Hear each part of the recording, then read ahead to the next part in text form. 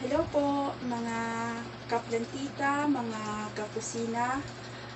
Ako na naman po ang inyong Ate Jo.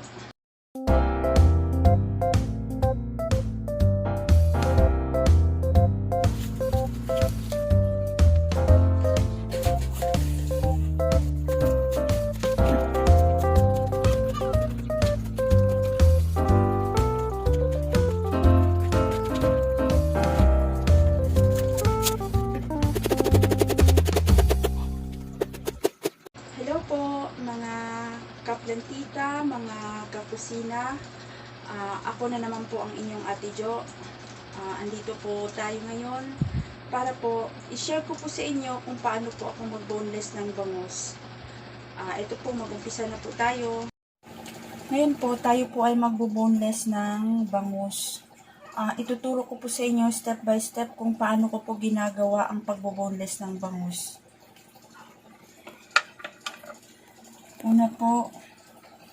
Ang una po natin gagawin, ngayon po hihiwain po natin yung bangus. Hahatiin po natin siya sa gitna. Ayan po. Ito po palang bangus na aking ginagawa ay pang-ihaw po. Kung gagawin po nating daing or iprito po natin siya or gawing tinapa,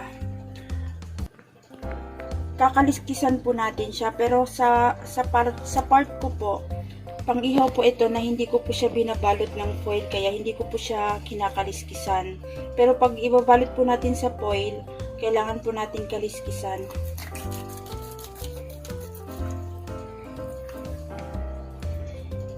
Yan na po, hahatiin po natin siya sa gitna. Ayan po. Hahatiin po natin siya hanggang sa ulo. Pero hindi po natin siya isasagad. Hanggang dyan lang po siya. Tapos po, ayan na po siya. Tatanggalin po natin yung bituka. Tapos yung tinik po sa gitna, tatanggalin din po natin. Ang atin pong gagawin ay babaliin po natin yung tinik sa may buntot, sa dulo ng buntot. Ayan po, babaliin po natin siya. Tapos, hatakin lang po natin siya pababa. Ganyan lang po. Ganyan po. Pataas pala, hindi pala pababa, pataas. Pataas po pala yung paghatak natin. Tapos, ganun din po yung gagawin natin sa iba pa. Tapos na po natin siyang nahati sa gitna at natanggalan ng hasang tsaka bituka. Ngayon po ay hugasan po natin siya. Pero ako po, bago po ako maghuhugas, nilalamas ko po muna ng asin yung bangus bago ko po siya huhugasan.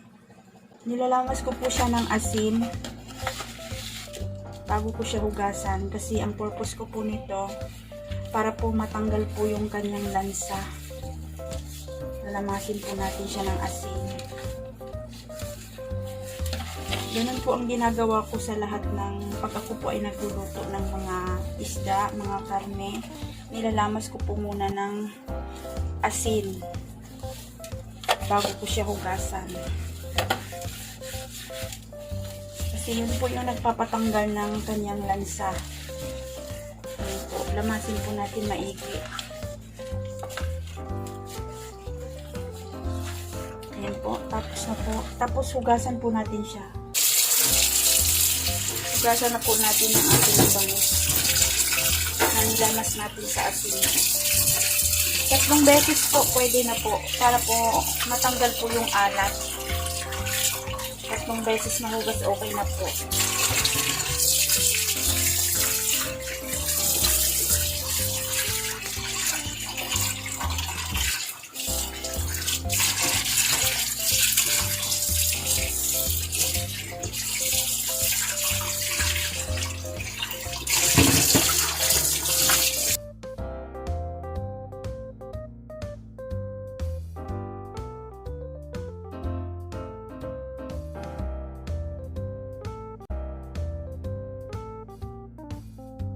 Ngayon po, tayo po ay magbo-boneless na ng bangus.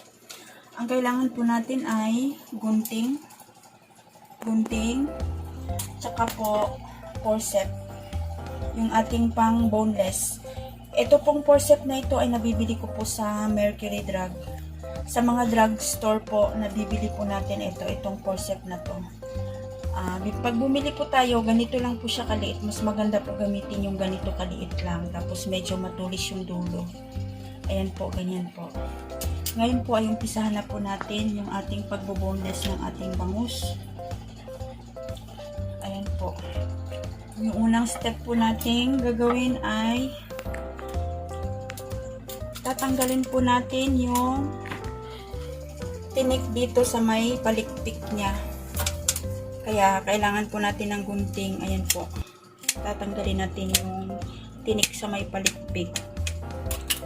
Hatakin po natin yan ng forceps. O nga pala, kailangan po pala din natin ng tubig sa mangkok. Ito po. Kasi dito ko po nilalagay yung aking pinagtanggalan ng kaliskis. Yan po. Tapos po, tatanggalin din po natin yung pinagputulan natin ng tinik sa dulo ng buntot. Hindi ko po kasi siya natanggal maigi, kaya yung alisin po natin siya sa pamamagitan po ng forceps. Babaliin po natin. Ayan na po siya. Tapos po, yung tinik po ng bangus ay may linya. Ituturo ko po sa inyo. Itong tinik na to sa may magkabilaang gitna. Ayan po, yung gitna na yung magkabilaan. Kailangan po nating tanggalin. Yan, tinik po na yan. Yan po yung tira doon sa tinik na malaki na pinagtanggalan natin. Yun po yung tira. Ayan po, yung sa gitna. Alisin po natin yan sa gitna. Tapos po, yung tinik po ng bangus, kadalasan po ay nandito. Dito sa gitna na to. Sa gitna na to. Umpisahan po natin dito sa gitna. Itong gitna na to hanggang dito lang po siya. Hanggang dyan lang po yung tinik ng bangus. Tapos, dito naman po sa tapat nito, ito, dito po, umpisa dito, pababa lang po yung tinik niya. Pababa, hanggang dyan lang po. Kung saan po tayo nag-umpisa dito sa gitna, kung saan po tayo tumigil, yung tapat po niya, dito po tayo pababa. Dyan po ang tinik niya pababa. Tapos dito naman po sa may kabilang gilid, ito po. Andito rin po yung tinik niya. Ito po yung parte ng bangus na mahaba yung tinik. Yung mahaba yung parte ng tinik. Dito po tayo mag-umpisa sa may bandang ulo. Pababa po yan. Pababa hanggang dyan. Dyan lang po ang parte ng bangus na may tinik. Dyan po tayo kukuha ng tinik. Tapos dito naman po, ganun din po. Kung ano po yung dito sa kabila, ganun din po. Dito rin, ganun. Sa gitna, hanggang dyan lang po siya sa gitna. Tapos yung tapat niya, dito sa kabila, kung saan po tayo tumigil sa gitna, dun po ang tinik niya pababa. Yun po yung tinik niya pababa, ganyan po. Tapos ganun din po dito sa kabilang gilid, pahaba. Mula dito, ganyan po pababa. Diyan po yung tinik niya. Umpisahan na po natin ang ating pagtatanggal ng tinik. Ayan po. Dito po sa gitna, ito po yung gitna niya.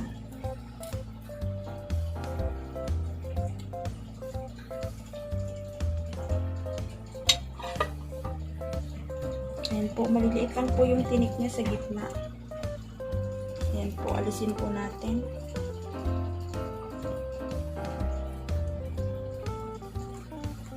Ayan po.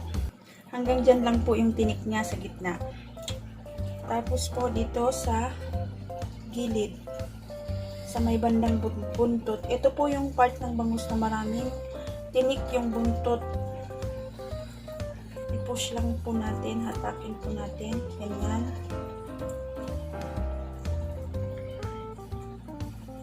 Ayan po.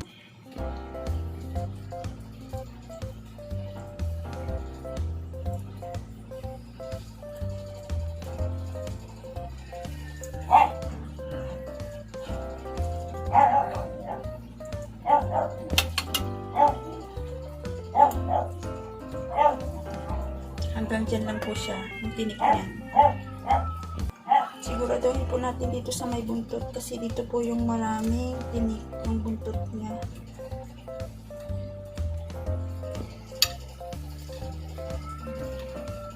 Tapos dito po sa ito pong gilid na to, pataas.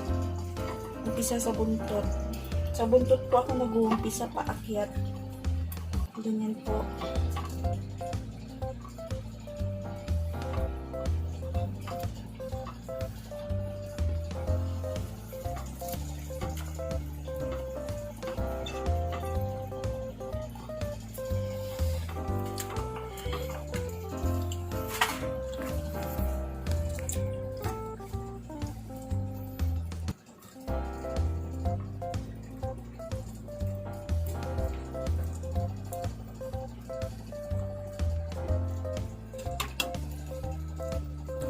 Dito po, naglalak na po ako ng forceps. Ikutin po natin siya. Ganyan, dahan-dahan. Ayan po. Yung kanyang tinik. Hindi po talaga maiwasan. Minsan po na may madadalang may madadalang laman. Pero okay lang po yan.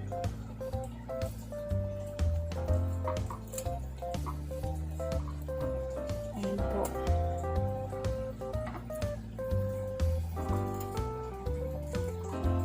Ikutin lang natin, ilak. Ayan po, ilak. Ilak natin yung ating forceps. Ikutin po natin ganyan. Mabilis lang po.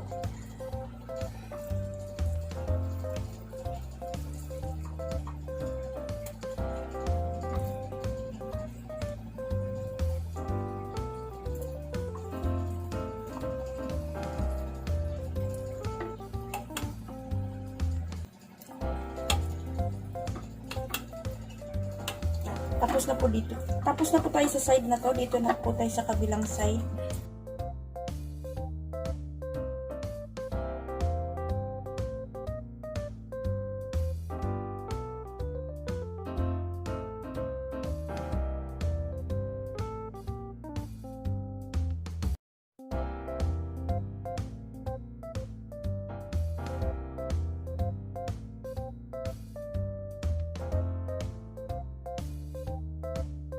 Dito na po tayo. Ito na po yung last natin. Ito po talagang buntot yung maraming tinik. Kaya busisiin po natin maigi yung buntot kasi andito po yung maraming tinik. Ayan po.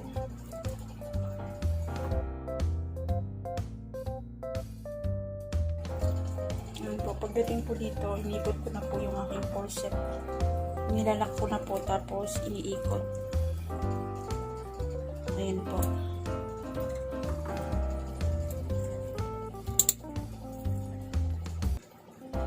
Ayan.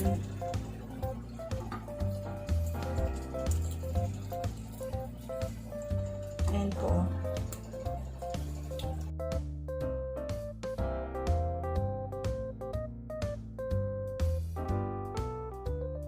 Ayan na po. Okay na po siya. Para po makasigurado tayo, pwede po nating kapain yung ating pinagtanggalan ng buntot, ay ng tinik pala, sorry.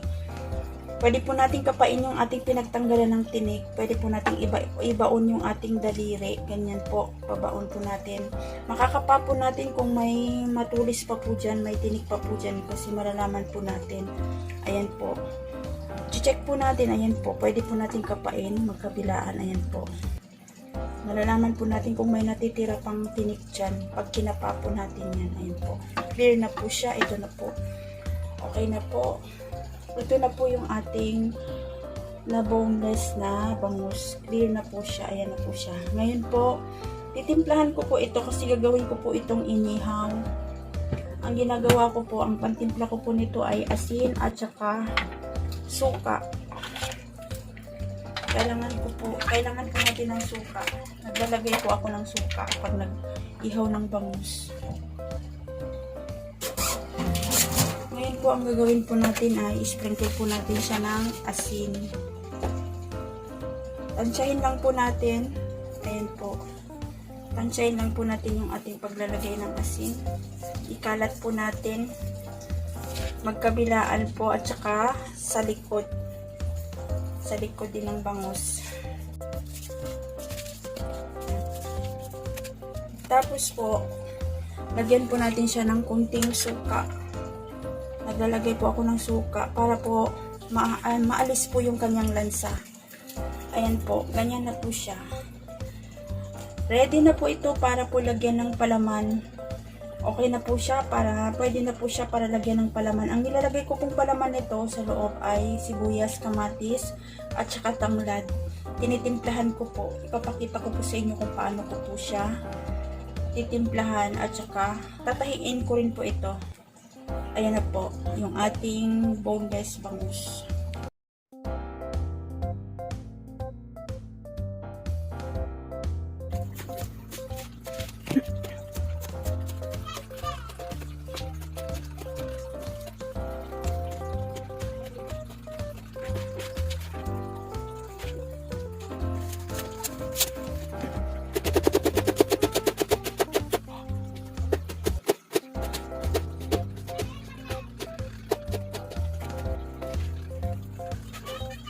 Ito na po yung ating sibuyas at saka kamatis na ating ipapalaman sa ating boneless bangus. Ito po, hiniwa ko na po siya ng maliliit. Ito po ay sibuyas at saka kamatis na aking pinaghalo. Tapos po, titimplahan po natin siya ng asin. Tansyahin lang po natin yung asin. Ayan po, asin. Tapos, pamintang powder. Tapos seasoning, kalahati lang po ginagamit ko dito.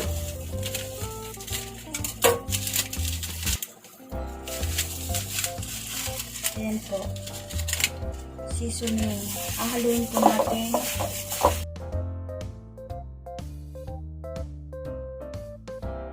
Okay na po yan. Ito po yung ating pangpalaman sa ating bangus.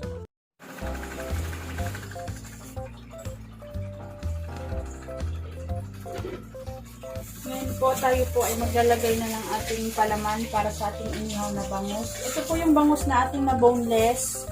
Ayan na po siya. Talagyan po natin siya ng palaman. Yung akin pong gagawin, lalagyan po natin. Meron po tayong tanglad or lemongrass. Tapos, meron po tayong banana leaf, dahon ng saging, para po ito po yung ginagawa kong pantakip dun sa bangus para po hindi malaglag yung kanyang palaman. Yung sibuyas tsaka kamatis na inilagay natin sa loob. Ayan po. Ayan po, ilalagay po muna natin yung tanglad. Tapos po, kailangan po natin ng sinulid at saka karayom kasi yun po yung pangtahi natin sa bangus. Tapos, sasapin po natin yung banana leaf or dahon ng saging. Ito yung itatakip natin sa bangus para hindi po matapon yung ating palaman sa loob. And po, umpisa na po natin magtahi.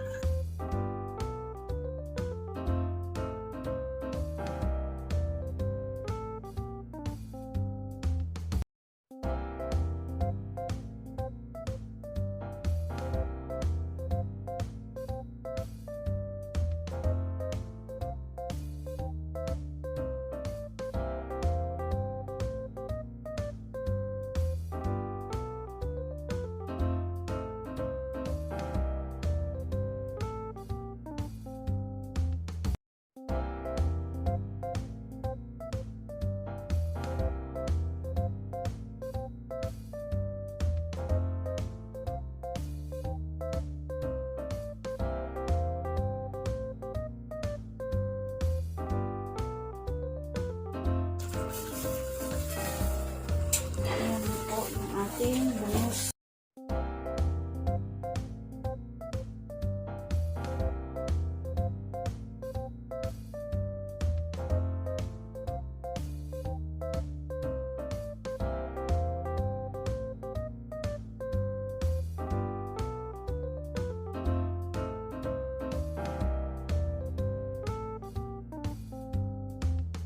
Ito na po yung ating boneless inihaw na bangus.